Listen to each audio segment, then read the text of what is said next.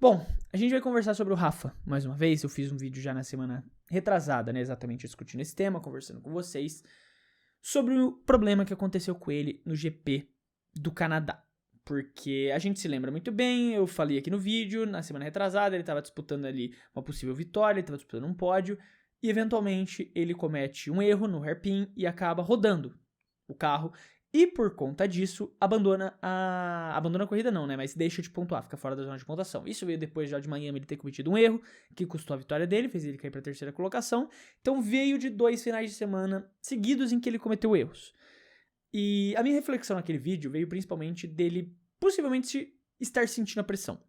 A pressão de ser o atual campeão da Fórmula 3, a pressão de ser o favorito da Fórmula 2, a pressão de ser o garoto protegido da Ferrari.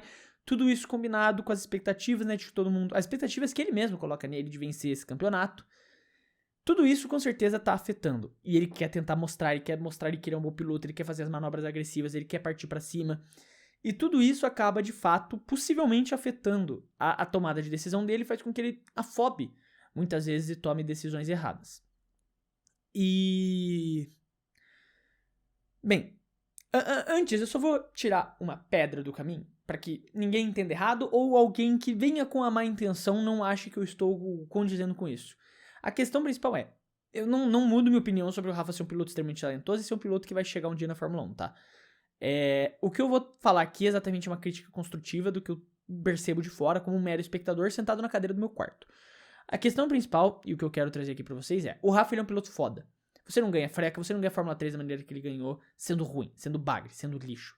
Cara, ele teve uma das temporadas mais dominantes da história da Fórmula 3. Você não faz isso sendo um bagre, sendo lixo, sendo um merda, como muitas pessoas eu sei que vão estar pintando isso dele. Não existe, não acontece. Certo? Beleza, tirando isso do caminho. Ele chega na Fórmula 2 com uma expectativa absurda pra cima dele. Uma expectativa enorme nas costas dele. De atual campeão da Fórmula 3, favorito dessa temporada da Fórmula 2, o protegido da Ferrari, que um dia pode ganhar essa vaga. Beleza. E ele começa a cometer alguns erros em sequência. Quando você tá se colocando muita pressão e você, por algum motivo, acaba se abalando, é muito fácil você seguir o caminho da autodepreciação. E assim, pilotos vencedores, atletas vencedores no geral, eles são extremamente chatos consigo mesmo, eles são extremamente exigentes. Nada tá bom, nunca tá perfeito, você não é bom o suficiente, você precisa melhorar. Só que essa linha é muito tênue entre o cara que vai usar isso como uma ferramenta pra subir, como o cara que vai usar isso como uma ferramenta pra se autodepreciar e perder performance. Por isso a gente vê tantos pilotos pipocando, por isso a gente vê tantos atletas em altíssimo nível do nada começou a ir mal por conta de um erro, por conta de alguma coisa que deu errado. Porque você se cobra tanto, especialmente se você é um cara vencedor, e o Rafa é um cara vencedor. Quando você é um cara vencedor, você se cobra num nível absurdo pra se manter num alto nível. E quando as coisas começam a dar errado, existe uma linha muito tênue que separa o você precisa melhorar do você é um merda, você precisa melhorar. Existe uma linha muito tênue que separa exatamente esses dois caminhos. E eu não acho necessariamente que o Rafa está no você é um merda e você precisa melhorar, senão você vai continuar sendo um merda. Mas dá pra ver que ele tá balançando em cima dessa linha. Porque a minha percepção das coisas é, em Miami, ele queria provar exatamente isso, que ele é esse piloto e comete um erro. Depois no Canadá, mais uma vez, ele queria provar que ele é esse piloto e comete um erro de novo. E agora, em Mônaco, na classificação, ele comete um erro, bate o carro no muro, os mecânicos conseguem arrumar tempo, ele volta pra pista, crava uma pole position, foda. Aí chega na corrida, ele quer provar que ele é o cara foda de novo, e ele erra, vai embora e não pontua mais uma vez. Numa disputa lá com o Tsolov. E sim, teve a questão da aderência. Teve de fato a questão da aderência, ele reclamou que teve problemas de aderência, teve até uma fala do engenheiro dele, que eu já vou ler porque eu acho que também pode estar sendo tirado um pouco de contexto. Mas a questão principal é que ele reclamou que estava sem aderência. Na verdade eu vou ler antes, que eu acho que faz mais sentido aqui ler antes. Depois do problema, o engenheiro dele veio no rádio e falou: qual foi o problema nessa volta? Por que porra você foi tão... Why the fuck did you go so slow, né? Por que caralhos você foi tão lento?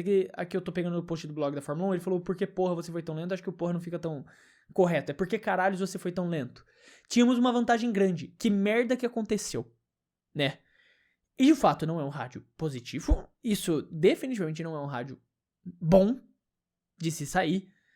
Mas eu entendo que tem duas vertentes desse caminho. E eu vou falar as duas vertentes. O primeiro é, eu não acho que necessariamente o engenheiro estava dando uma bronca no Rafa. O primeiro é, ele estava dando uma bronca no Rafa, na verdade. Ele deu uma bronca no Rafa. Que porra que você tá fazendo? A gente tinha vantagem, que merda é essa? O segundo é, o engenheiro de fato tentando entender.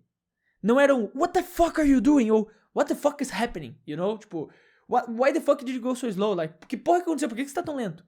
Sabe, existem duas... Eu vou falar em português com as duas entonações que eu acho que fica mais fácil. Por que caralho você foi tão lento? Que porra é essa? Por que você foi tão lento? Sabe? Porque o why the fuck pode ser traduzido de duas formas diferentes, mas... Por que porra você foi tão lento? Ou que porra? Por que você foi tão lento? Sabe? Existem duas maneiras de você entender essa frase. E tinha... Tínhamos uma vantagem grande. Que merda aconteceu? A gente tinha uma vantagem grande. Que merda que aconteceu, cara? Ou... A gente tinha uma vantagem grande, velho. Que merda que tá acontecendo? Sabe? Existem maneiras... diferentes de você interpretar como que o engenheiro estava se comunicando com ele. Eu ainda tendo a acreditar que foi dessa segunda maneira. Não foi de uma maneira dele xingar o Rafa. Porque se foi dessa maneira de xingar o Rafa, eu acho que isso é uma péssima maneira de gerir o seu piloto. Isso é algo que você tem que tratar em privado, não em público. Assim, você tem que xingar mesmo. Você tem que botar o cara no lugar dele. Você tem que mostrar que, tipo, mano, uma das coisas que a gente precisa entender é atleta de alto rendimento, você ser um atleta de alto rendimento, você não pode estar num ambiente saudável. Claro, você tem que estar num ambiente saudável, mas o nível de exigência física e mental que você precisa colocar não é saudável para um ser humano comum. É nesse sentido. Então, a bronca, a colocada de volta na realidade, ela é importante para um atleta. Então, é importante, depois de uma cagada dessas, que no privado, na garagem, o engenheiro, o chefe de equipe, chega e dê uma bronca no Rafa e fala: que porra que você tá fazendo, cara? Você não pode jogar sua vantagem assim. Porque, cara, agora pensando do lado da equipe, isso tá custando ponto da equipe no campeonato, tá custando dinheiro da equipe. Erros, batidas, custam pra equipe, cara. Então, assim, você tem que botar o piloto no lugar, você tem que dar uma bronca. Agora, em público, humilhar ele na frente de todo mundo que está ouvindo e vendo, isso é um erro absurdo. Por isso eu quero acreditar que não foi isso. Eu acho que foi realmente na entonação de tentar entender. Tipo, que porra que tá acontecendo, cara? Que merda que rolou? Por que você tá tão lento? Sabe? Nesse sentido. Mais do que ele dando uma bronca. Porque se foi no sentido da bronca, eu acho que foi um erro bizarro de gestão de piloto. Mas o Rafa, ele respondeu. E ele disse: eu não tinha aderência. Se você olhar, eu estava deslizando em todo lado. Zero aderência. E aí que entra a minha crítica ao Rafa. Se você sabia que o carro estava sem aderência, porque você teve uma volta de warm-up, né, de sair dos boxes e levar o carro até o pit, você teve uma volta de formação ainda para testar o carro também. Você teve momentos para botar esse carro na pista. Você deu 2 voltas pelo menos, que foi a volta de saída para botar o carro no grid e a volta de formação. Então você tinha mais ou menos uma noção, e você sabia que estava sem aderência, obviamente. Por que você foi tentar a freada agressiva contra o Solov? Por que, sabendo que você não tinha como se defender pela falta de aderência, você não deixa o Solov embora e garante uma posição atrás dele? Ao invés de jogar tudo fora, tentar ser agressivo pra tentar se provar mais uma vez, jogar tudo fora, e por conta disso você sai com nada. Então, essa é uma reflexão que eu quero trazer. Porque parece, de novo pra mim, que o Rafa ele tá querendo provar a todo custo que ele é aquele piloto. E às vezes ele toma decisões extremamente afobadas pra tentar mostrar que é aquele piloto. Pontos que ele perdeu nessas últimas corridas, a vitória em Miami, ou qualquer ponto que ele pudesse fazer no Canadá, qualquer ponto que ele pudesse fazer hoje em Mônaco, tudo bem, talvez pela aderência ele nem pontuasse. Então vamos nem considerar Mônaco, vai. Mas os pontos que ele perdeu no Canadá, os pontos que ele perdeu em Miami, poderiam estar colocando ele na briga do título já. Que ele ainda está, tem muita corrida, o campeonato é longo, beleza. Mas poderiam estar fazendo ele estar ali tranquilamente confortável em segundo lugar ou até mesmo em primeiro. Só que por conta dessa quantidade de erros, ele perde essa vantagem. E daí, a imagem que fica não é do piloto agressivo que tá tentando fazer de tudo pra manter a posição. A imagem que fica é do cara que comete erros. E esse é o grande problema, talvez. O Rafa, ele precisa tomar esse cuidado.